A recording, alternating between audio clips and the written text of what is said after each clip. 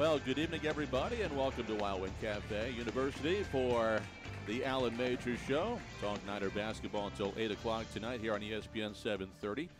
Our phone number is 704-332-0173, 704-332-0173, alongside Niner head coach Alan Major and Lanny Ford from ESPN 730. Once again, I'm Matt Swarad.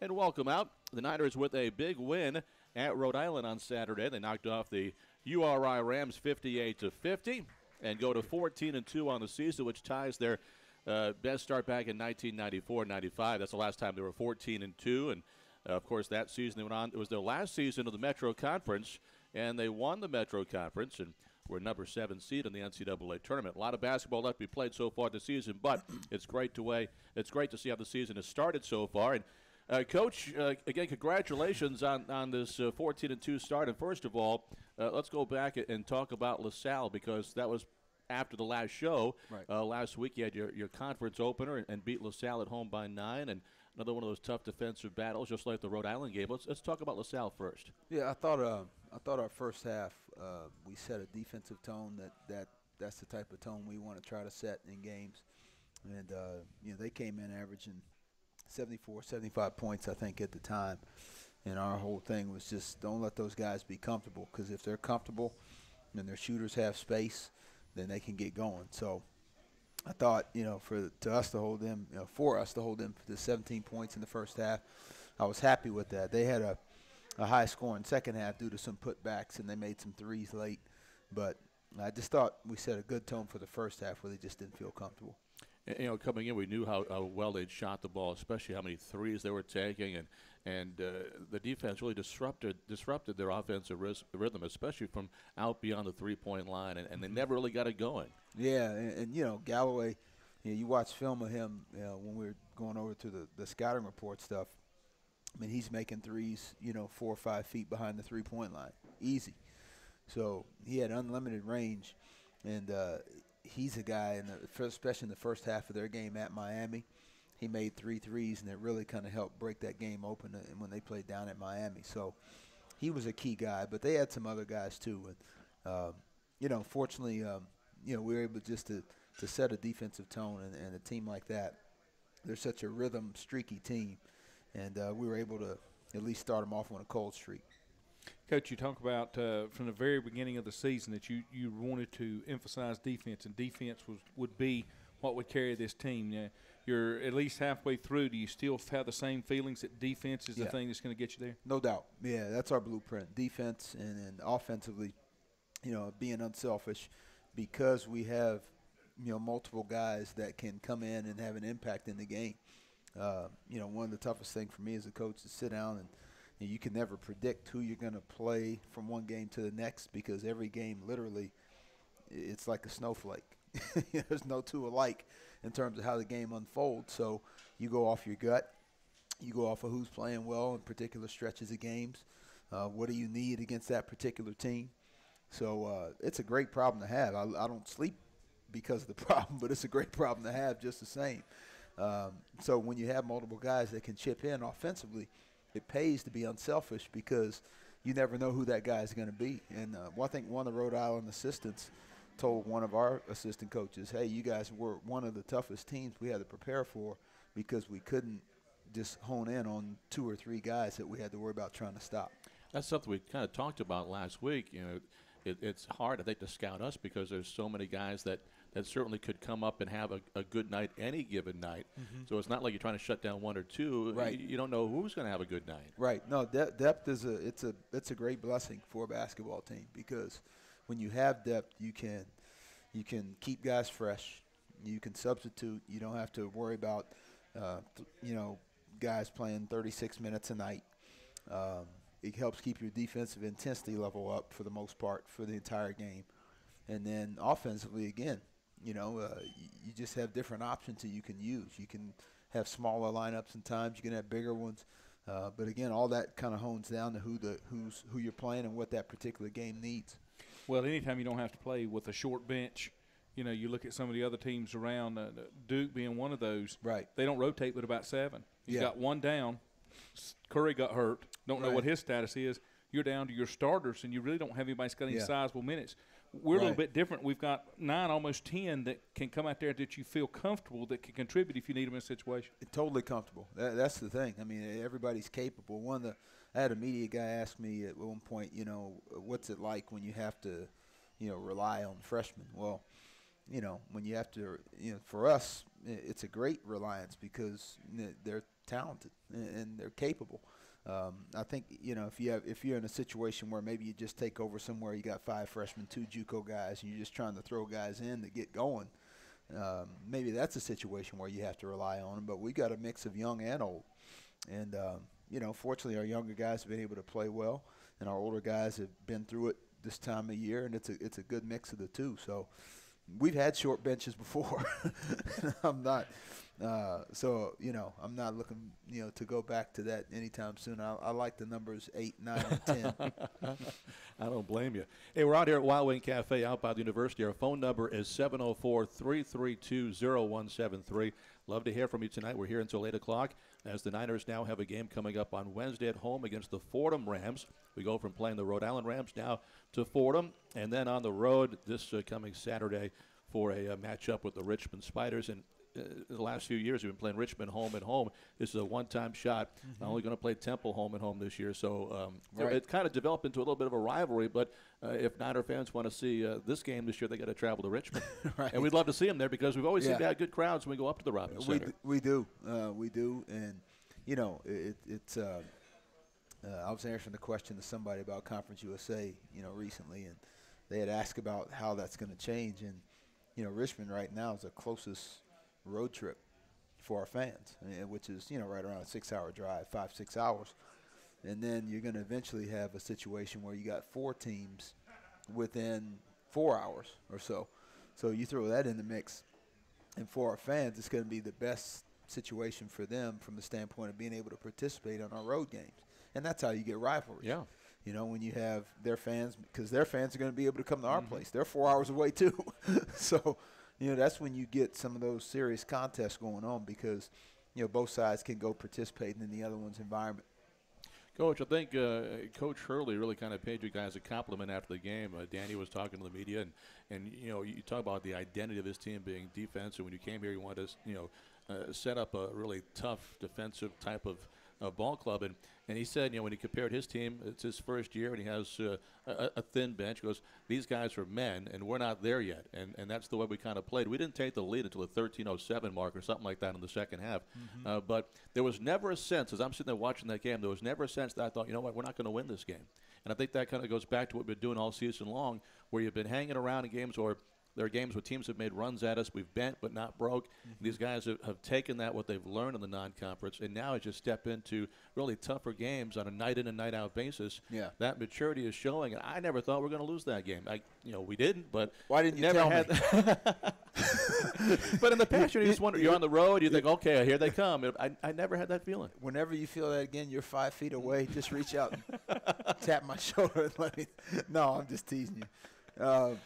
No, I'm glad you felt that way. I mean, hopefully that's a sign of maturity and growth because, you're going to run into games where you have leads like that. You're going to run into games where you're down. And, I will agree with you. I never, in our huddles and all that, I never sensed that there was this, oh, my goodness, what's going on. Guys stayed calm, even down to the last 4-minute war. And you knew, the kid Mumford, were really trying to be conscious of him because he was the one guy we thought in their scouting report that could really create for himself. And late in the game, those are the guys you have to watch for because, sometimes you can defend things through pick and rolls. You can defend things through switching in various situations. But when a guy can just face you up and try to get his own shot by himself in space, those guys are tough to deal with at the end of the ball game. So, we were really concerned about him, but he wasn't in enough of an offensive rhythm where we felt he could make an impact late in the game. That's why I asked you after the game, was this really a sense of, you felt like proud or just, just really not relieved because you won the game, but the way it happened that you had to feel pretty good about it? No, I did. Because we showed some resilience. Especially towards the end of the first half. They'd gotten up 8, I think. That was their biggest lead of the game.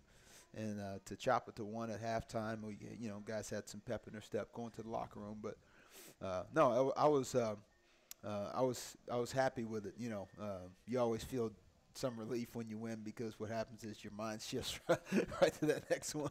You get to enjoy it a little bit more than we do. But no, I was really very proud of the guys' effort defensively, especially second half. A lot more of the show coming up. Again, we're here until 8 o'clock. Wild Wing Cafe out by the University of Mallard Creek Church Road. If you're in the area, come on by, stop by, and give us a call, 704-332-0173. You're listening to the Alan Major Show from IMG College. Welcome back to the Alan Major Show here at Wild Wing Cafe University, alongside Lanny Ford and Niners head coach Alan Major. I'm Matt Swarad. Glad to have you along tonight. Our phone number is 704-332-0173, 332-0173. Well, Coach, in the Rhode Island game, let's talk about the spark that DeMario Mayfield gave you guys, not only in the first half, but in the second half as well, as the Niners did get up to a slow shooting start in both the first and second halves. But DeMario came off the bench, upperclassman, get some leadership, and hit some really big shots. Yeah, got a couple of easy buckets, too. Got to the rim a couple times on some layups. I thought, and obviously I'm going to step out of the way on this one, I thought the guys did a really good job of understanding, all right, this probably won't be a jump shot deal where you get your way back into it and take the game over. It's going to be a grudge match. It's going to be get the ball inside. It's going to be get fouled, which was good to shoot, I think, 26 free throws we had, attempts. And then just to get some layups. And Mayfield got a couple layups. Willie had a couple putbacks. Braz had a big finish, or, P dropped it to him on the break one time. So, guys start figuring out, all right, this is kind of our nature anyway, to get the ball a little bit closer to the basket. So they did a nice job of just kind of settling into a pattern in the second half of, hey, let's look for what we normally look for. Don't feel like you have to kind of gun your way back into the game. As the season has worn on, I've noticed that more and more guys are taking those trips to the basket.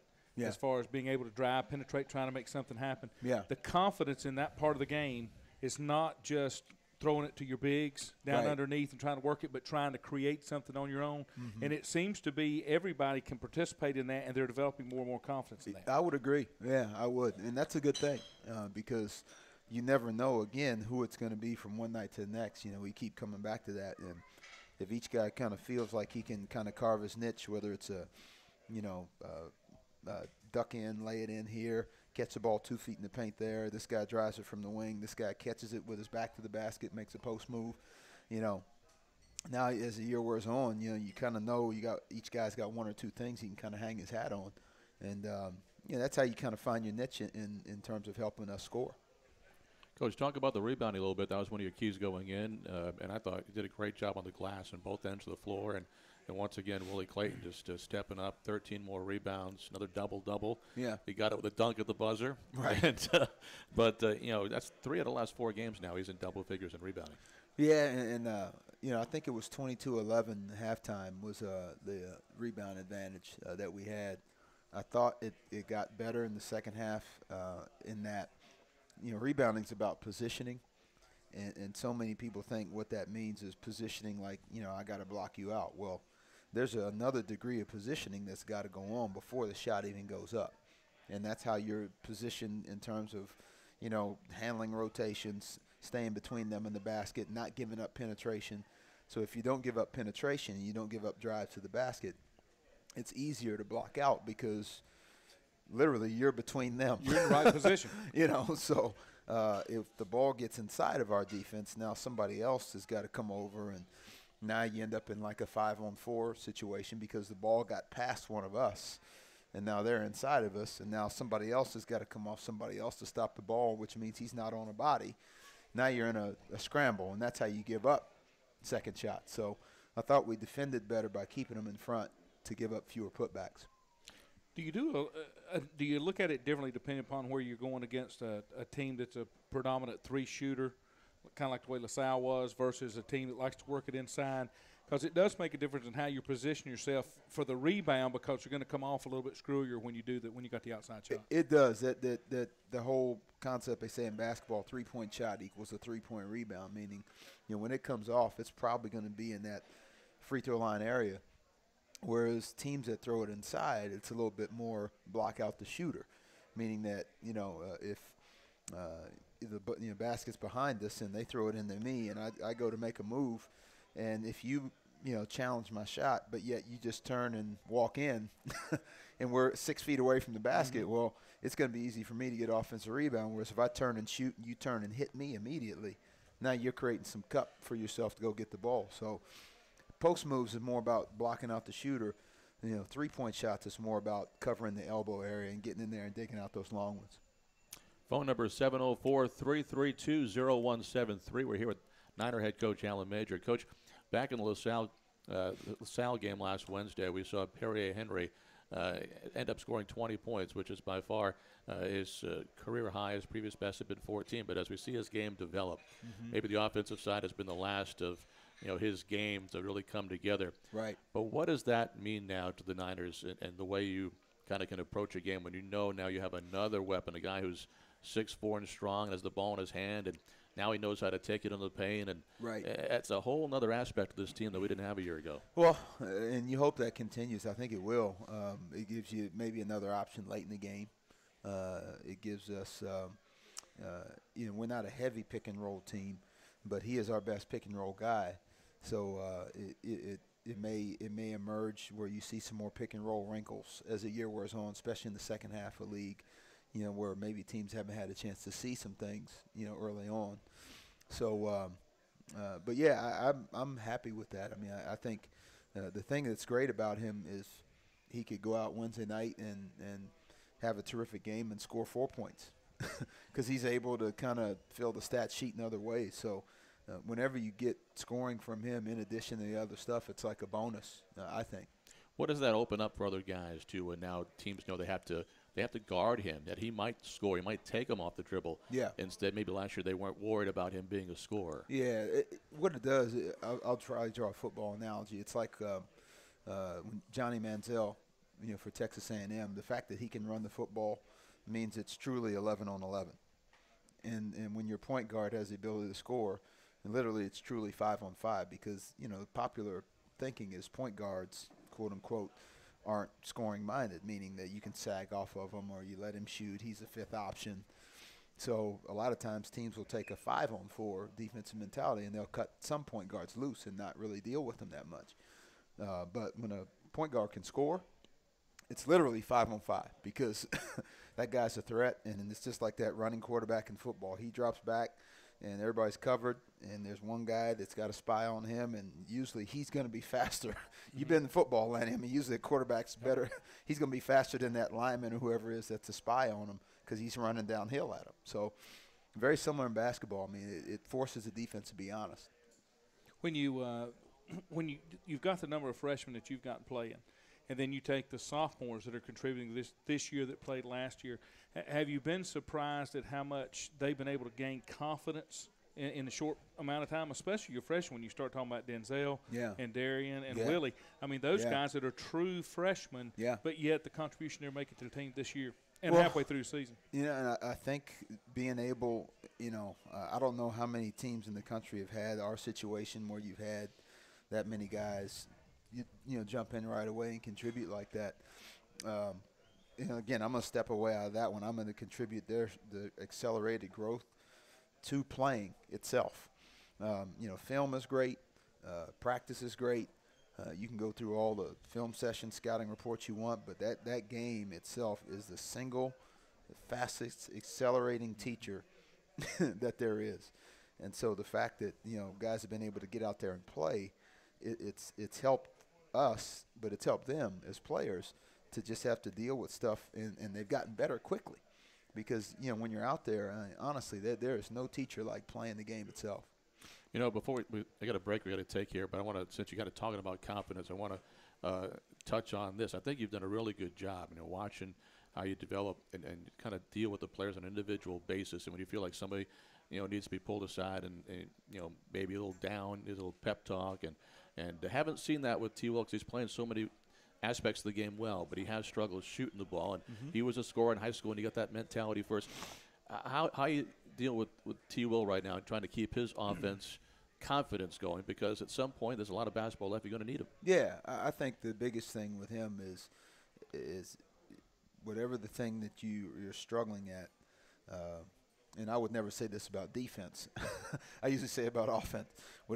Whatever aspect of offense you're struggling at, you focus on the other side of the ball, and now your focus becomes defense and rebounding. And then what happens is you that circumstance that you're dealing with offensively. So some guys it may be shooting, other guys it may be finishing around the rim. Everybody always has their thing, but when you focus on it, it gets bigger. If you get away from it and you focus on the other side of the ball, it gets smaller. Now, I would never tell a guy, if you're struggling defensively, stop thinking about defense. Just let him go. That's kind of my sit with point. me. Yes, you stay right with that deal right there. If you're struggling defense and rebounding, you better stay with that. But if it's an offensive thing, what makes that circumstance a little bit smaller and less stressful is focusing on defending and rebounding and getting out and getting the easy one, get a put back. Because ultimately, you just need to see it go in a couple times, and then you're fine. So he's not dealing with anything that anybody else hasn't dealt with. And I'm still out there trying to recruit the player that has a 30-game season where he never hits a skid.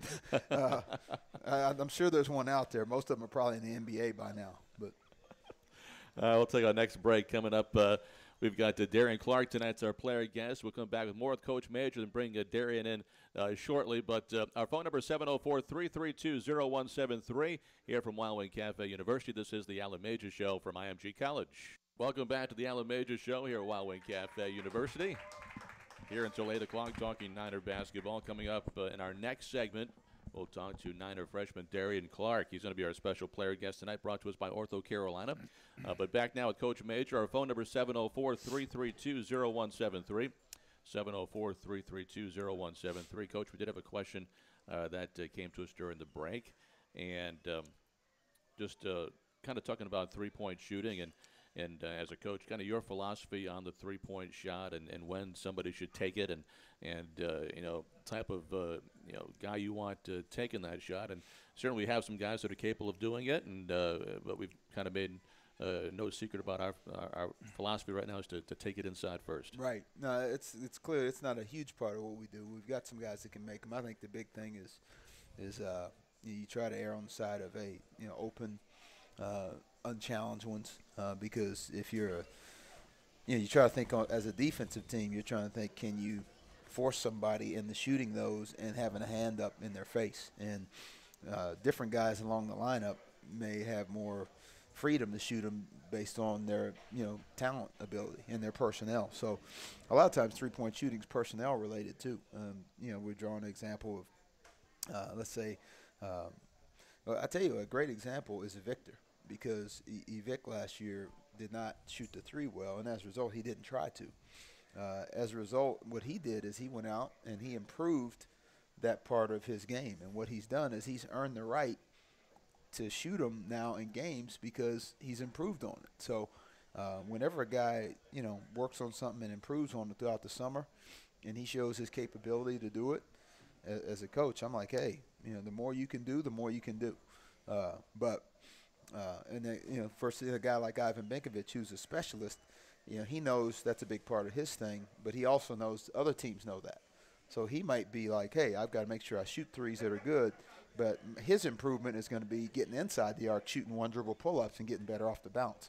So everybody's game has is based on the three-point shot, has something, that they've got to do to get better at it.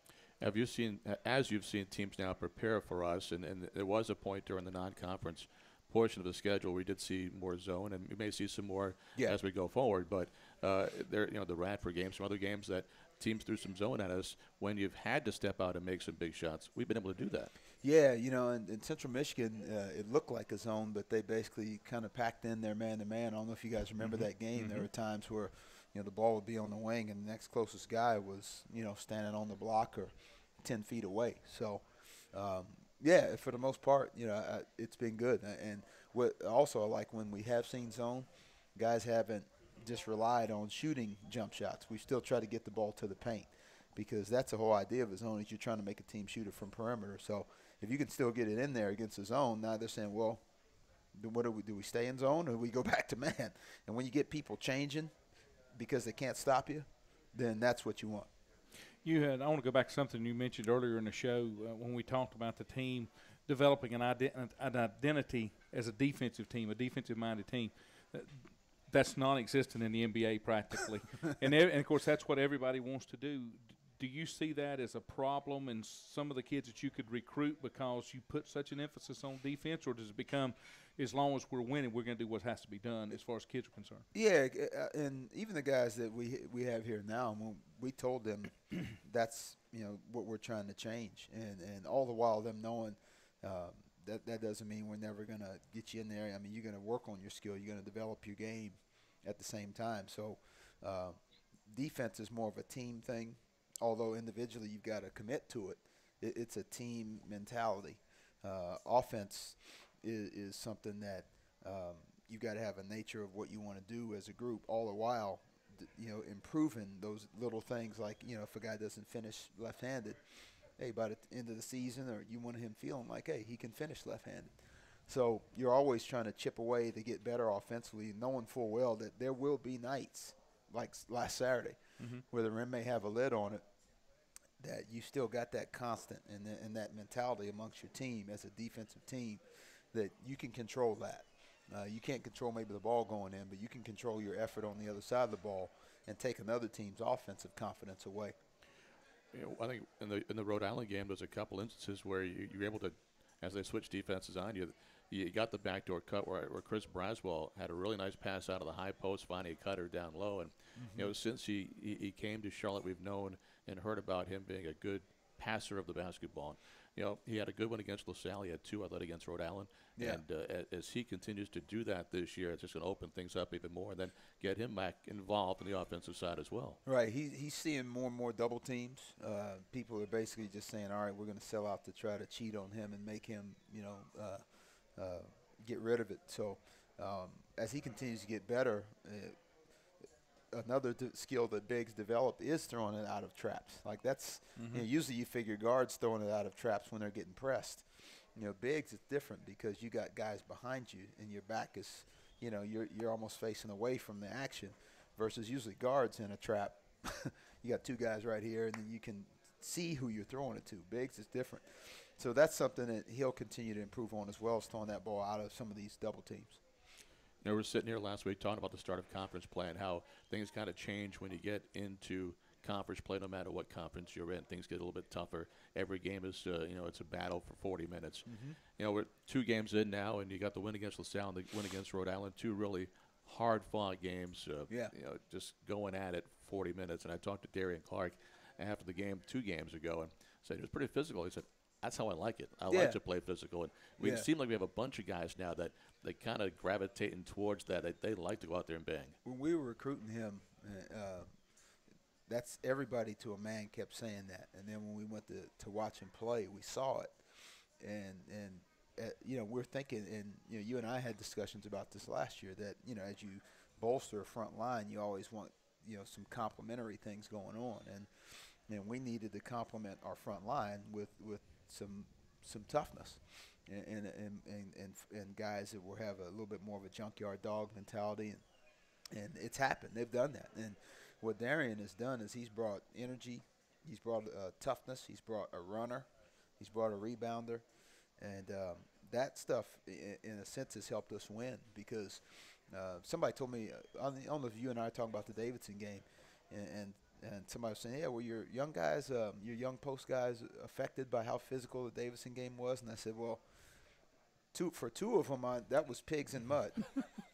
I mean, literally. I mean, you're talking about, Darian and in terms of Willie. I mean, you have physicality going on out there. I mean, literally, I've never seen a sad pig in mud, ever. I mean, there's a big smile on his face.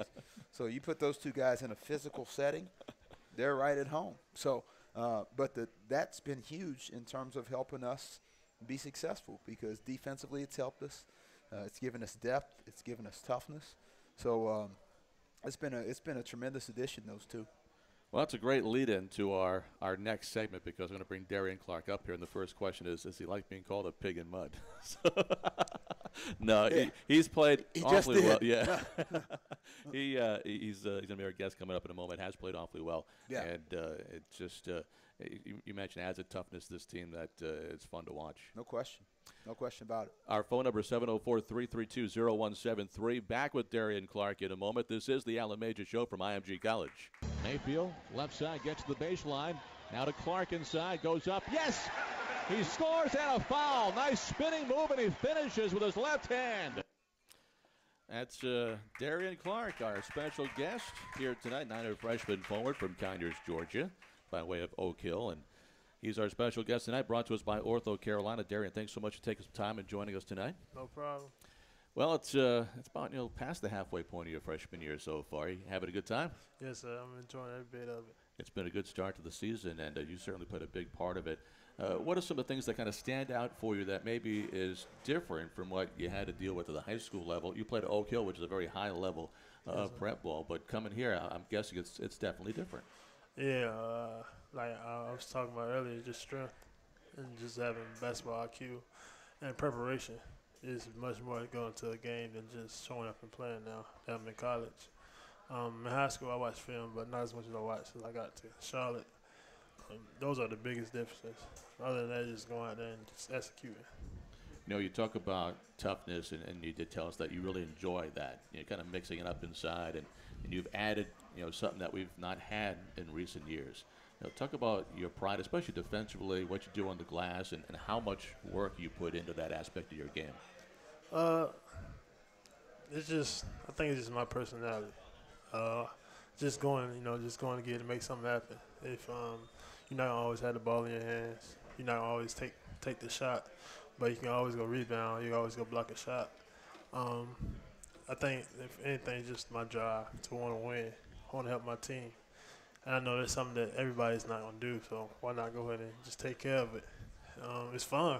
I mean, it's fun going to get a rebound and dunking on somebody. I mean, I think that's the best part of basketball. Just going out there, sweating, blood, all this stuff that comes with it. It's just a love for the game. Yeah, I've seen some of those two-hand monster dunks that you've done. You've enjoyed those way too much. But when you're out there, especially when you and Willie are out there, the intensity that you two and the energy that you two can do, especially under the glass on both ends of the floor, is pretty impressive. Yeah, I think me and Willie kind of feed off each other. As people know, Willie's he's always up and happy, talking a lot of energy. Some days I come in the gym and I'm not the most, energetic person, but I know I match Willie's intensity. Just stay on the floor. I think it pushes both of us because we kind of like competing with each other, but at the same time, we trying to beat the team across from us. And I think it helped with every day in practice as far as just getting better. And in the game, it's just easy. I mean, the next hardest guy on the floor is on your team, so it's not like worry about being out tough or nothing like that because the next toughest person is right beside you, fighting with you. So when we go out there and we together, it's just fun, And as freshmen, it's really fun because nobody really expect us to have the impact that we had on games. But when, they finally see, you hear some guys be surprised. It's like in the middle of the game, like, dang, like they surprised. So I think that's the best part about it. Darian, tell us about when you went through the recruiting process and you decided to come to Charlotte. What kind of led you here? And I know you had other choices, but what kind of, in the end, drove you to Charlotte? Was it a chance to play right away, or your teammates, some guys that maybe you saw coming in, like a Willie Clayton, or just the school in general? What were some of the things that really kind of brought you to Charlotte? I think the biggest thing was being able to make a difference. People coming up, people always talk about making your own destiny, writing your own story. And I know Charlotte was kind of struggling as far as winning games and stuff like that. And I know the type of player I am, a lot of teams don't get players like me, somebody, an energy guy who don't want to do nothing but rebound and win. So I know I can make a difference. As far as like other players coming in, like Willie, I had competed against Willie one time before, and I knew what type of player he was. So I thought it'd be, a good fit for both of us. Who won that rebounding battle? I mean, Willie a great rebounder. Like Coach was talking about, man. One thing Willie do, he might not be the most athletic person, but he know how to get good position. And that's an advantage he has over me. honestly. He's already strong as an ox. Then he knows how to get position on you. Most of my rebounding, I think, just come from athleticism, effort. But he has the natural ability to get the right position. It seems like the ball just kind of fall in his hands sometimes. So, I mean, as far as right now, he is a better rebounder than I am. And I got to learn the different ways to, get better position and be a little bit more easy on me. Tell us about coming here from Oak Hill. That is a great basketball school. And at one point, you guys had won over 50 games in a row. What did you learn playing there that has really helped you now at the college level? Competing every day. At Oak Hill, as most people know, it's a hand-picked team. And everybody's good. And everybody want to play because, playing at Oak Hill, you're going to play on the biggest stage every night. And there's always going to be a sold-out crowd. And there's always going to be people watching. And it's just about one thing Coach used to preach to us, Coach Smith, is you get what you earn, You can have a bad week of practice. You can have a good week of practice one week. But it's about competing every day and, just keep working. And, every day it was a battle. It was a fight every day at Oak Hill. Just going to classes, then the workout was just like a whole different level for a high school level. And then coming to college, I think it helped a lot with my conditioning and strength. I'm much stronger than I would have been if I would have stayed back home in Georgia. And I think mentally, because every day, you're not going to be good every day at Oak Hill. Like, you're not going to have a good day. And there's going to be stretches where you have bad days. You're going to have a bad week or maybe a bad 2 weeks because everybody's good. And it was more of a college, the way we was treating more as college players, just with the weights like 3 or 4 times a week. We was up every morning working out. Then as far as like playing, everybody was gunning for us. We always had a target on our chest. And big crowds. In college you play in the arena every night. Pretty much with Oak Hill, that's what it was. And living up to expectations. You've also got a chance to play with both of the Lewis guys, right? Yeah. You got Colby now. You had Tyler last season at Oak Hill. What was that like? Tyler basically, he made me who I was last year as a point guard. It was so much easier to play with him. Like, if you was open, he found you. But Kobe's a great shooter. I love to have Kobe on my team in practice. I hate when he's not on my team in practice because he seems to make almost all the shots he take. But as far as both of them, they could almost be twins. They both real good guys, very nice. The whole Lewis family is a great family. It was times last year we had breaks at Oak Hill. I couldn't get all the way home. The Lewis family, welcomed me to their home, and I always felt like I was at home when I was around them. And Kobe's like a big brother here to me now. All my times here at Charlotte haven't been the greatest, but he always been the one to come talk to me. Tell me, look, man, just get through it. Give him the encouraging words. So they both been real good to me. That's great. We're so excited to have you here, part of the program, and having a great season so far, and best of luck down the stretch, the second half, and I'm sure we'll talk to you many times before the year's over. Yes, sir. Darian Clark's been our guest, freshman from Conyers, Georgia, brought to us today by Ortho Carolina. This is the Allen Major Show from IMG College. Back with more in a moment. Welcome back to the Allen Major Show. Still about 11, 12 minutes left before we're done for the night. Plenty of time to get a call or two in. We'd love to hear from you. 704-332-0173. 704-332-0173. Coach is back with us now. Coach, really enjoyed talking to Darian Clark, freshman from Conyers, Georgia, and great young man. And going to be fun to watch him play here for 4 years. I don't know if I'm – there we go. There we go. Guy's trying to cut me out of the loop up here. Man, guy takes off for a few minutes. But no, yeah, I agree with you. And I think guys always tend to make the biggest jumps between their freshman and sophomore year in terms of improvement. Not that they don't make them, in those other years, but that's usually the biggest jump that you make. And so, from that next, this coming April through September, I would expect no different from all these other guys, to make that equally as big a jump. One of the things that Darian brought up that I really hadn't thought about when he was talking about Oak Hill, we were talking about Oak Hill, is how much that made that transition into college easier because of the schedule, the preparation, Right. the weight room, those kind of things. Yeah. It really helps making that transition and being able to contribute when you first get here. It does, and the level of guys you're playing with, because a lot of times, an Oak Hill is going to have 7, 8 Division I guys. I mean, they had, obviously Tyler Lewis went to NC State. Kid A.J. Hammonds went to Purdue. Another kid, Jordan Adams, at UCLA. So he had his share of guys to play against. And then they took a trip, I want to say, to China and played. They were there for like a week. So, like, my gosh, we haven't even been to China. I mean, we've been to the Bahamas, but goodness, So he probably got here and thought he got downgraded, in terms of maybe the gear or travel or whatever it is, and the game schedule. But because they play, I don't know, I think they were 46-0 or something like that as their final record. But no, it's a high level college prep situation. I'm still upset I didn't go to the Bahamas. Right. I could have been a manager. You just could have signed me up for a week. I could have done that. You could have been. We'd have figured something out. We have a phone call, Coach. Standing by is Tommy. Tommy's on the line. Welcome to the Allen Major Show, Tommy. Yeah, I was just wanting to comment and congratulate the coach and the team on a couple of good wins last week.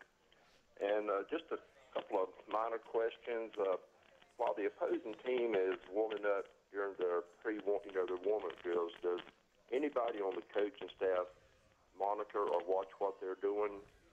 And also, are you looking at any future recruits, say within a 50-mile radius of the Charlotte area? I'll take the second question first. We really are. I think, I'm not at liberty to mention names, of course, as you know, Tommy. And thank you for calling, by the way. But the classes of 2014, 2015, 2016 in the Charlotte area and kind of in this region are tremendous. So we're definitely doing that for sure. We have an elite camp that we hold twice a summer, where we try to get a lot of these younger kids to camp. So we'll be doing that again next June. And then in response to your first question, I would actually say yes, we do. I'll give you a recent example. And not all teams sometimes show you anything during warm-ups. Some teams usually do shooting and layup lines and just general stuff. Guards will shoot, then bigs will shoot. But we saw LaSalle kind of working on a defensive shell drill where they took one of the actions that we run and they kind of, were practicing how they would guard it. And one of our coaches happened to be kind of standing there watching warm-ups, and it's a free country, so he took a peek on something that they may do, and they ended up doing it in the game, and it helped us get a couple of advantages. So, obviously you don't ever peek into somebody's practice the night before or stuff like that, but if they do something right there in warm-ups and you feel like it may help you, then you try to take notice of it for sure. Yeah, I noticed that too. I was up in section 221, and yeah, I noticed what LaSalle was doing. I say, that's yeah. I don't see many teams do that. Of course, I don't see a lot of games, but I thought that was kind of interesting. Is what they did. Yeah, you are a true basketball fan, Tom, to be that observant and pick that up. So, if I ever like to get there early. If I ever want to take a break during a game, I'm gonna point to you. Come down and take my seat for a couple of possessions. Well, I'll try it. Thanks for the call, buddy. Just keep up the good work, and we'll do the best we can. And I know y'all probably end the broadcast talking about Fordham, the Wednesday game. So good luck in that game. Thanks so much, buddy. Go Niners. Go Niners. Thank you very much, Tommy, for the phone call. That number is 704-332-0173. We do have a break to get in still before we're done tonight, but we do want to start talking about the Fordham game coming up on Wednesday. And, Coach, it seems like Chris Gaston's been there forever. He did miss 6 games this year because of an injury, but he's back, he's healthy, he's playing, and he's not rebounded the ball this year the way he has in the past, but he is certainly capable of throwing a 15, 16 rebound effort at you any time. No question. Absolutely. He's a tough matchup because he's got a face-up game. He can knock in shots. He can drive the ball. He can post up. And he's somebody that they kind of play through, for lack of a better phrase. So what they've got is they've got a couple of additional big guys that have, helped him out a little bit on the front line. They kind of rotate 4 bigs, and traditionally they haven't had a ton of depth in the post. So I think it's helped him to not have to rebound as much. because he's got some help in there. They're getting better, too. They're 5-12 right now, but they really have played hard in their first 2 conference games. They won at home against Duquesne. They almost beat UMass the last time out, losing by 4 against the Minutemen. So we know it's another game like the Rhode Island game where you look at the team that might have a losing record right now, but it's a team that's going to beat some teams this year before the year's all said and done. Yeah, and that's just par for the course in this league. I mean, there's no lay-down games where you can sit there and say, we'll be okay tonight. You gotta go play it out for the 40 minutes. Going to get our last break taken care of here and come back with some final thoughts. And again, the game coming up on Wednesday. Some tickets available. Call 704-687-4949 or get them online at charlotte49ers.com. You're listening to the Alan Major Show from IMG College. Welcome back to the Alan Major Show. About 3 minutes left before we wrap up this edition. Again, coming up on Wednesday night, the Fordham Rams in town. And, Coach, give us a little bit of a preview of Fordham. We talked about Chris Gaston. Brandon Frazier's their leading scorer. This guy can fill it up as well. But you talked before the break about there are some other players this year adding to the mix. And, give us a little preview of Fordham. Yeah, they're two kind of, Frazier's a kind of a big point guard that does most of their ball handling. And the kid Mandel Thomas and Brian Smith are just kind of like two kind of crafty shooting guards. They kind of go with a 3-guard lineup, but the kid that looks more of like a 3-man, Frazier, plays the point. So, Thomas and Smith kind of run around, and they're good drive and kick guys. Frazier's a good pick and roll guy. Obviously, we've talked enough about Gaston. And then the kid Canty, kind of has some willing and daring in him in terms of he's a fighter. He goes the offensive glass. So they've got a group that's really improving, especially with Gaston being in the mix here recently. Well, we got about 1 minute left of the show, Coach. I thought a really great student crowd last Wednesday. The students just come back that day. Tremendous, yeah. Hoping for a really, really big crowd on both sides on Wednesday night. Yeah, no, it's great to see the students. So hopefully they'll knock out their homework a little early tomorrow or on Wednesday and come on out. But it's great to see them as well as the rest of the Niner Nation. Coach, thanks so much. Congratulations, a 2-0 start, and good luck on Wednesday night. Thanks, guys. All right, that's going to wrap it up here from Wild Wing Cafe. This broadcast is brought to you by IMG College. Make sure and stop on out for the game on Wednesday night against Fordham. 7 o'clock airtime right here on ESPN 730, 7:30 tip. So from Wild Wings Cafe, we'll send it back to the studio.